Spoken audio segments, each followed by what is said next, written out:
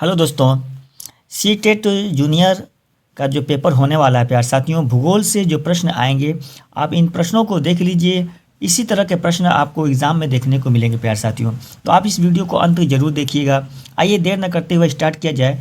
Question number 1 है आपके सामने, आप इसका आंसर देने की कोशिश करें, वीडियो को पॉज कर लें और इसका आंसर देने की कोशिश करें। सेम इसी तरह जूनियर सी टेट में आपको भूगोल का प्रश्न देखने को मिलेगा, तो आप वीडियो को अंत तक जरूर देखिएगा।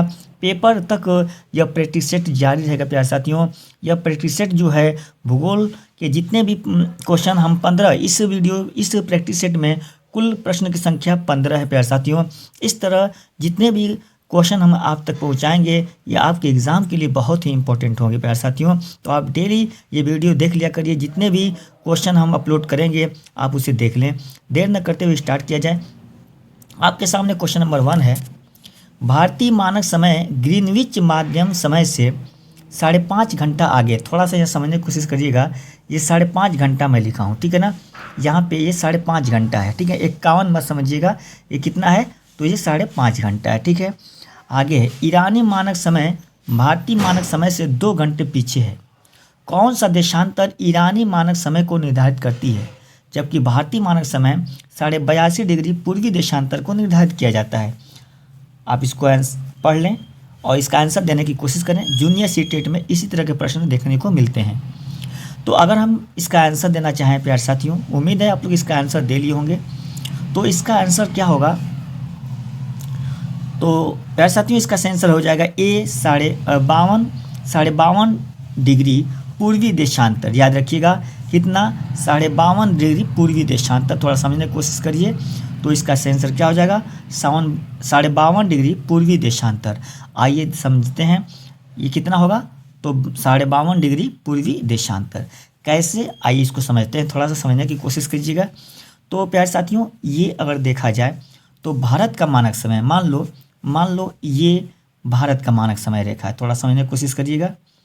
यहाँ पे मैं ईरान, यहाँ पे देखिएगा, यहाँ पे मैं यहाँ समझाने की कोशिश कर रहा हूँ। तो यहाँ पे गौर कीजिएगा, मान लो ये 0 डिग्री देशांतर है, ये 0 डिग्री देशांतर है और ये भारत का मानक समय रेखा है। और भारत का मानक समय रेखा कितना है 82.5 डिग्री। क्वेश्चन को आप देख लीजिएगा ऊपर, 82.5 डिग्री पूर्वी देशांतर, ठीक है। और कहा जा रहा है कि जो ईरान है ये क्या है, ये भारत। थोड़ा सा समझने की कोशिश करिएगा, ये क्या है, ये भारत का है, ठीक है ना, ये भारत। और यहाँ पे अगर देखा जाए ईरान, मान लो ईरान है, यहाँ मान लो ईरान है। और ये क्या है, इंग्लैंड 0, ये विश्व का मानक समय रेखा है, यानी ग्रीनविच क्या है, ग्रीनविच है, ठीक है, ये ग्रीनविच है। तो प्यारे साथियों यह बोला जा रहा है क्वेश्चन में कि ईरान का समय या ईरान का मानक समय भारतीय मानक समय से 2 घंटा पीछे है। तो ये भारतीय मानक समय थोड़ा समझने की कोशिश करिएगा।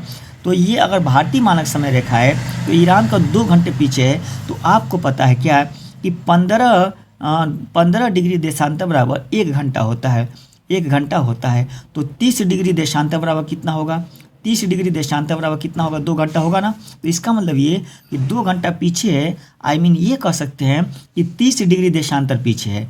2 घंटा पीछे का मतलब क्या, 2 घंटा पीछे का मतलब क्या, आप 2 घंटा पीछे कहिए या 30 डिग्री देशांतर कहिए, इतना पीछे है। अब बताइए आपकी ग्रीनविच से भारत के बीच के समय कितना अंतर है, 5.5 घंटा का। आपको पता है 5.5 घंटा का अंतर है प्यारे साथियों। तो अगर देखा जाए तो 5.5 घंटा का अंतर है, यानी कितना, अगर देशांतरीय अंतर देखा जाए तो कितना है, 82.5 डिग्री है।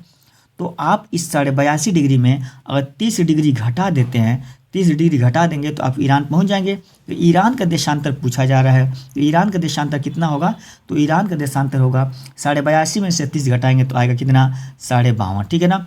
उम्मीद है आप इसको समझ गए होंगे। आप इसको कॉपी पे सही से समझ लीजिएगा प्यारे साथियों। तो ये रहा आपका क्वेश्चन नंबर 1, ठीक है, देख लीजिए आप लोग। तो इसका आंसर क्या हो जाएगा, इसका आंसर हो जाएगा आपका ये ए होगा, ठीक है। लेते हैं अगला क्वेश्चन। अगला क्वेश्चन आपके स्क्रीन पे, ओजोन परत, जी हाँ, ओजोन परत। ऑप्शन ए, पराबैंगनी सूर्य किरणों से पृथ्वी की रक्षा करती है। ऑप्शन बी, कई रासायनिक प्रक्रियाओं में एक कैटालिस्ट है। ऑप्शन सी, हरित गृह कृषि में प्रयुक्त की जाती है। ऑप्शन डी, वह गैस है जो सूंघने पर घातक होती है। तो इसका आंसर क्या होगा, उम्मीद है आप लोग इसका आंसर दे लिए होंगे। तो इसका सही आंसर हो जाएगा ए, पराबैंगनी सूर्य किरणों से पृथ्वी की रक्षा करती है। जी हाँ, जी हाँ। लेते हैं अगला क्वेश्चन। अगला क्वेश्चन है कि निम्नलिखित में से कौन सी नदी खंभात की खाड़ी में गिरती है। नदी से लेकिन थोड़ा सा क्वेश्चन घुमा है प्यारे साथियों, डायरेक्ट नहीं है। तो आप यहाँ समझने की कोशिश करिएगा कि निम्नलिखित में से कौन सी नदी है खंभात की खाड़ी में गिरती है। अब एक है महानदी माही, 2 है नर्मदा, 3 है लूनी और 4 है ताप्ती। तो इनमें से 4 नदियाँ दिया हुआ है, इनमें से कौन सी नदी खंभात की खाड़ी में गिरती है। ऑप्शन ए है केवल 2 और 3, ऑप्शन बी है केवल 1, 2 और 3, ऑप्शन सी है केवल 1, 2 और 4 और ऑप्शन डी है केवल 1, 2, 3 और 4। इसका आंसर दीजिएगा। उम्मीद है आप लोग इसका आंसर दे लिए होंगे।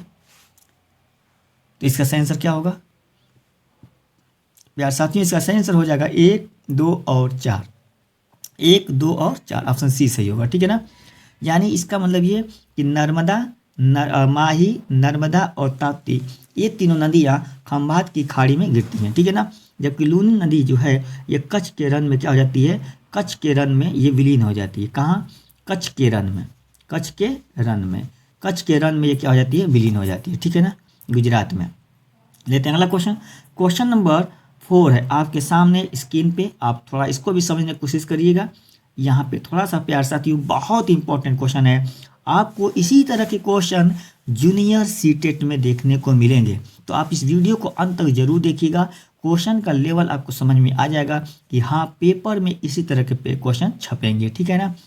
नीचे कथन और निष्कर्ष दिया हुआ है, सही विकल्प है। कथन दिया है, निष्कर्ष दिया है। बहुत लोग यहाँ पे कंफ्यूज होते हैं, आइए इस कन्फ्यूजन को दूर किया जाए। प्यारे साथियों एक लॉजिक मैं यहाँ बताऊँगा, आप उस लॉजिक के जरिए आप इस तरह के क्वेश्चन को आसानी से सॉल्व कर ले जाएंगे। तो कथन ए है, भारत की अधिकांश नदियाँ बंगाल की खाड़ी में गिरती हैं।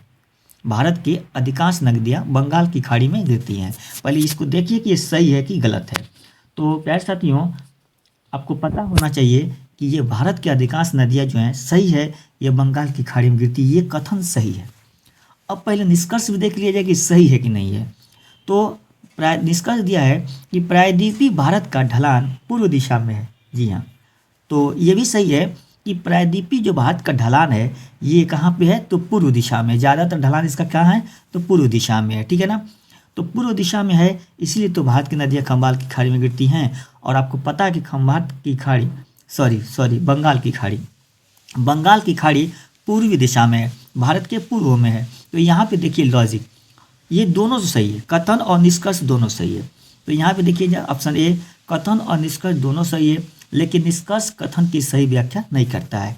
यहाँ पे देखिएगा, यहाँ पे थोड़ा सा फंसा दिया कि कथन और निष्कर्ष दोनों सही है, लेकिन निष्कर्ष कथन की सही व्याख्या नहीं करता है। ऑप्शन डी ऑप्शन 2 देखें, कथन और निष्कर्ष दोनों सही है और निष्कर्ष कथन की सही व्याख्या करता है। जी हाँ, इसका सही आंसर हो जाएगा ऑप्शन बी, यानी दूसरा नंबर सही होगा। प्यार साथियों ये कैसे सही होगा आइए हम समझते हैं।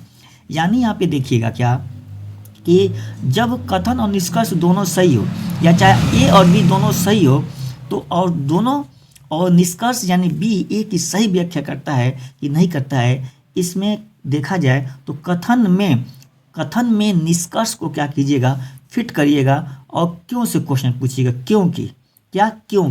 क्योंकि इसमें लगाकर अगर ऐड करिएगा, अगर यह क्योंकि में यह सेट हो गया तब समझिए कि यह उसकी व्याख्या करता है, अगर नहीं सेट हुआ तो समझो कि व्याख्या नहीं करता है। बहुत ही आसान लॉजिक है प्यारे साथियों। क्योंकि लगाकर आप इसका आंसर ए में 2 को फिट करिएगा। ए में 2 को अगर फिट करके क्योंकि लगाकर किस में, ए में क्योंकि लगाकर बी को फिट करिएगा। अगर फिट हो गया तो यह व्याख्या करता है और नहीं हुआ तो व्याख्या नहीं करता है।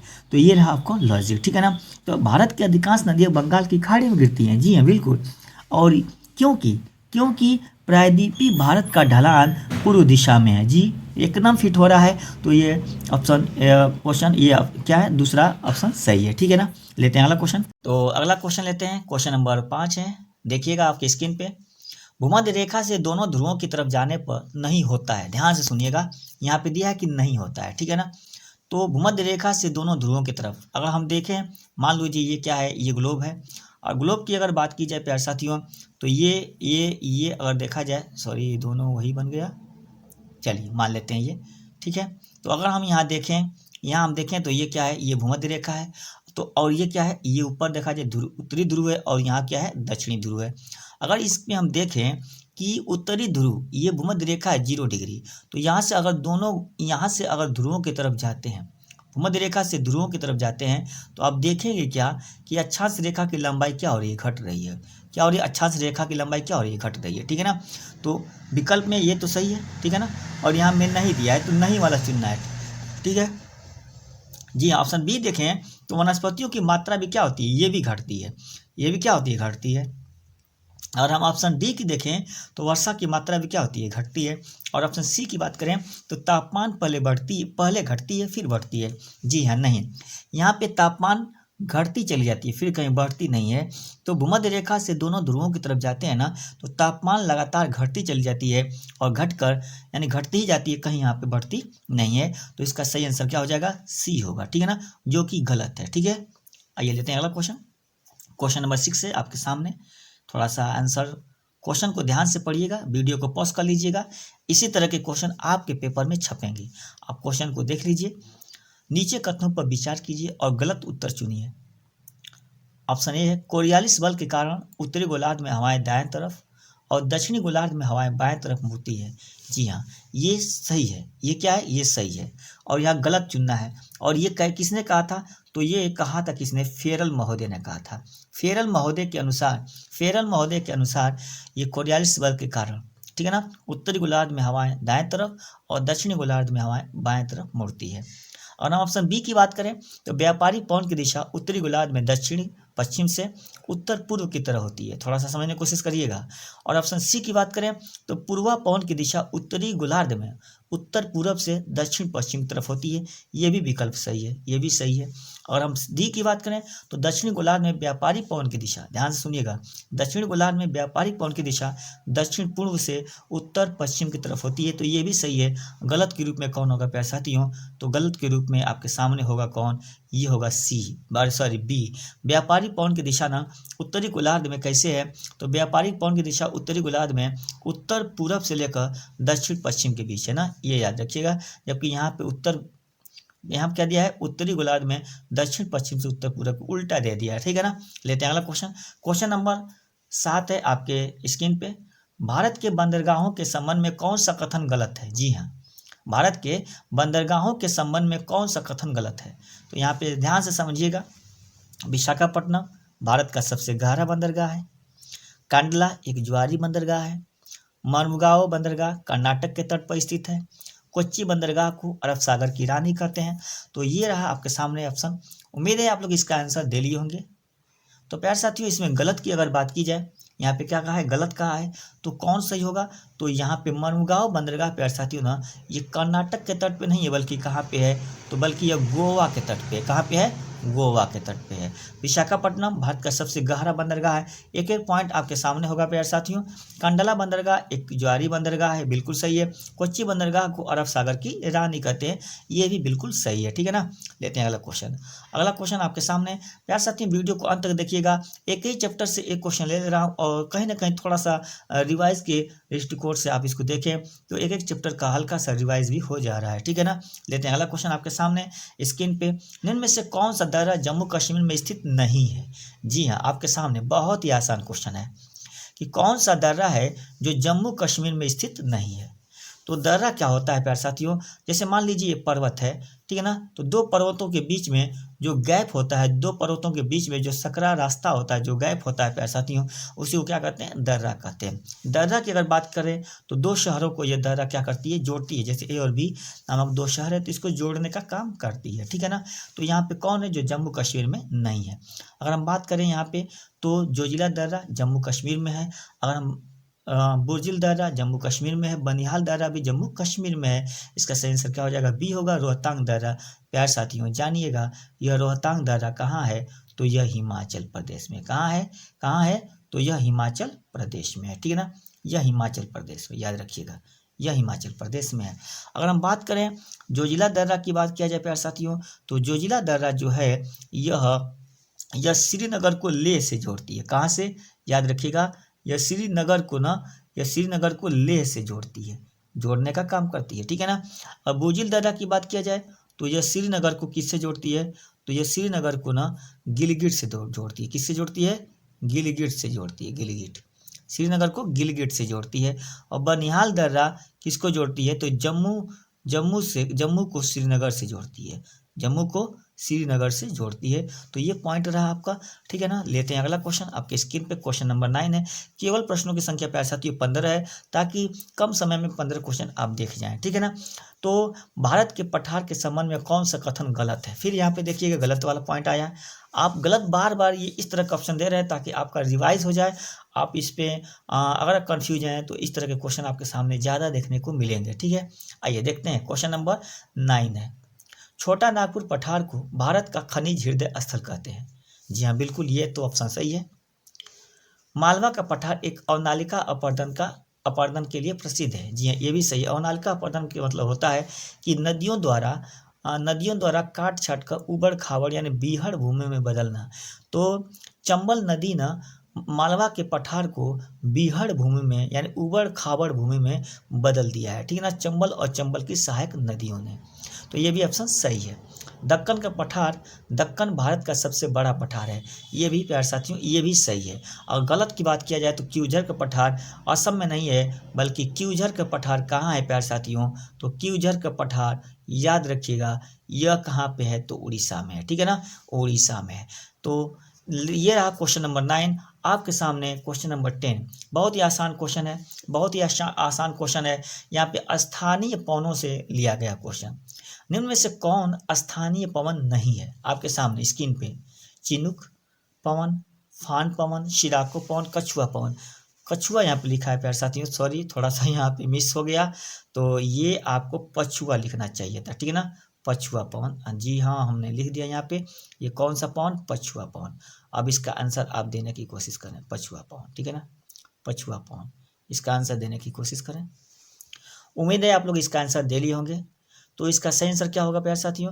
कि निम्न में से कौन स्थानीय पवन नहीं है ना? तो चिनुक स्थानीय पवन है, फान भी स्थानीय पवन है, ठीक है, याद रखिएगा, फान भी स्थानीय पवन है, शिराको भी स्थानीय पवन है, जबकि पछुआ पवन जो है यह अस्थाई पवन है। यह क्या है? यह अस्थाई पवन है, ठीक है ना।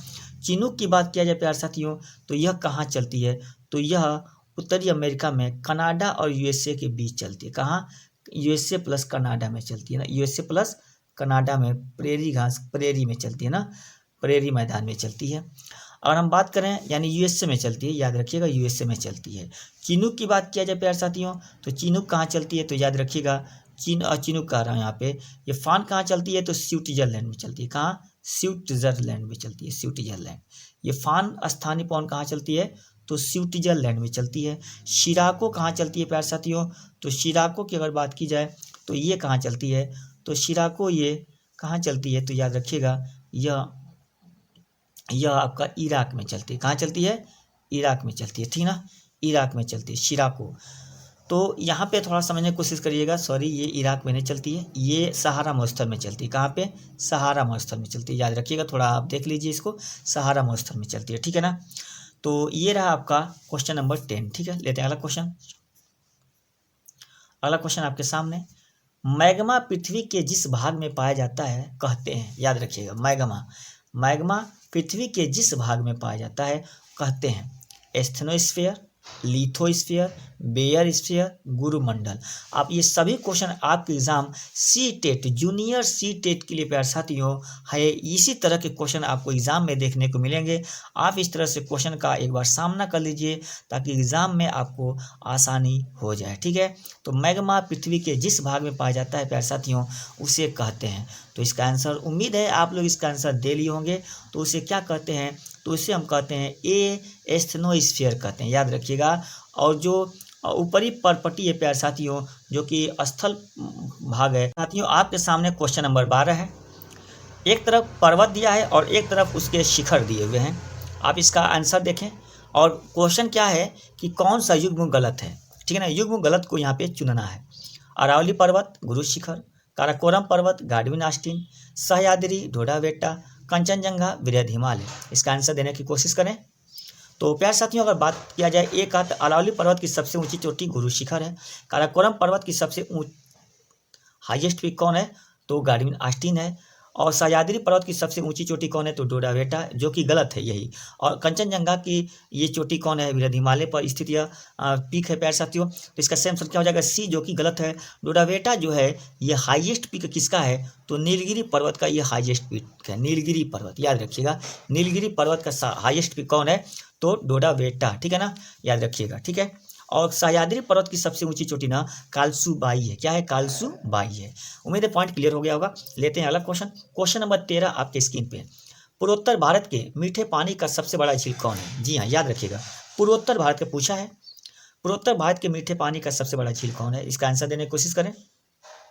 और हम सांभर झील की बात किया जाए तो भारत का सबसे बड़ा झील है, याद रखिएगा, भारत का सबसे बड़ा झील है, जो कि खारे पानी का सबसे बड़ा झील है, ठीक है ना। खारे पानी का भारत का सबसे बड़ा झील है। लैगून की बात नहीं हो रही, याद रखिएगा, मैं लैगून शब्द का इस्तेमाल नहीं किया हूँ। लोकटक झील की बात किया जाए प्यारे साथियों, तो लोकटक झील कहाँ है? तो यही पूर्वोत्तर भारत की सबसे मीठे पानी की सबसे बड़ी झील है। इसका सही ऑप्शन क्या हो जाएगा? बी होगा। पुलकट झील की अगर बात किया जाए तो ये कहाँ है? तो ये तमिलनाडु और आंध्र प्रदेश के बॉर्डर पे है। तमिलनाडु और आंध्र प्रदेश के बॉर्डर पे, याद रखिएगा। तो अगर क्वेश्चन पूछे दोनों ऑप्शन है तो तमिलनाडु ले लीजिएगा, ठीक है ना। बुलर झील की बात करें तो ये कहाँ है? तो ये श्रीनगर, जम्मू कश्मीर में। कहाँ है? जम्मू कश्मीर में है। लेते हैं अगला क्वेश्चन आपके स्क्रीन पे। क्वेश्चन नंबर 14 है। निम्नलिखित में से कौन सा बांध नर्मदा नदी पर स्थित नहीं है? जी हाँ, बांध है आपके सामने। एक में दिया ओंकारेश्वर बांध, 2 में दिया हीराकुंड बांध, 3 में दिया है सरदार सरोवर बांध और इदुक्की बांध 4 में दिया है। इसमें कौन नर्मदा नदी पर स्थित नहीं है? तो प्यारे साथियों, इसका आंसर देने की कोशिश करें। वीडियो को पॉज कर लें, टाइम भी दे रहा हूँ आपको। उम्मीद है आप लोग इसका आंसर कर लिए होंगे। तो इसका सही आंसर क्या हो जाएगा? प्यारे साथियों, अगर देखा जाए तो नर्मदा नदी पे जो बांध ओंकारेश्वर बांध है और सरदार सरोवर, ये दोनों बांध नर्मदा नदी पर है, ठीक है ना। इसका सही आंसर क्या हो जाएगा? इसका सही आंसर हो जाएगा 1 और 3, ऑप्शन सी सही होगा, ठीक है। अगर हम बात करें हीराकुंड की तो यह महानदी पर है। किस नदी पर है? तो यह महानदी पर है। अगर इडुक्की की बात किया जाए तो प्यारे साथियों यह कहाँ पे है? तो यह पेरियार नदी पर ना, यह पेरियार नदी, यह केरल में है। और ये कहाँ महानदी? ये उड़ीसा में, याद रखिएगा, ये कहाँ है? तो ये उड़ीसा में, ठीक है। उम्मीद है पॉइंट क्लियर हो गया होगा। लेते हैं इस वीडियो का, इस प्रैक्टिस सेट का लास्ट क्वेश्चन है। ग्रेट चैनल किन 2 देशों को अलग करता है? आपके सामने स्क्रीन पे ग्रेट चैनल किन 2 देशों को अलग करता है? तो प्यारे साथियों, ग्रेट चैनल जो है यह किसको अलग करता है? इसका आंसर देने की कोशिश करें। बहुत ही आसान क्वेश्चन है।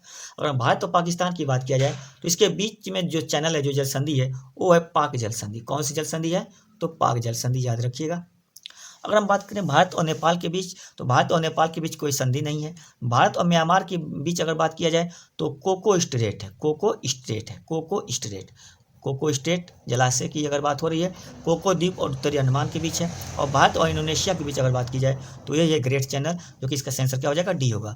तो ये रहा प्यारे साथियों टॉप 15 क्वेश्चन प्यारे साथियों। उम्मीद है ये सभी क्वेश्चन आपको बहुत ही पसंद आए होंगे, क्योंकि ये आपके एग्जाम के दृष्टिकोण से ये क्वेश्चन हमने लिया था प्यारे साथियों। ठीक इसी तरह के क्वेश्चन आपके एग्जाम सीटेट, जूनियर सीटेट में देखने को मिलेंगे, ठीक है।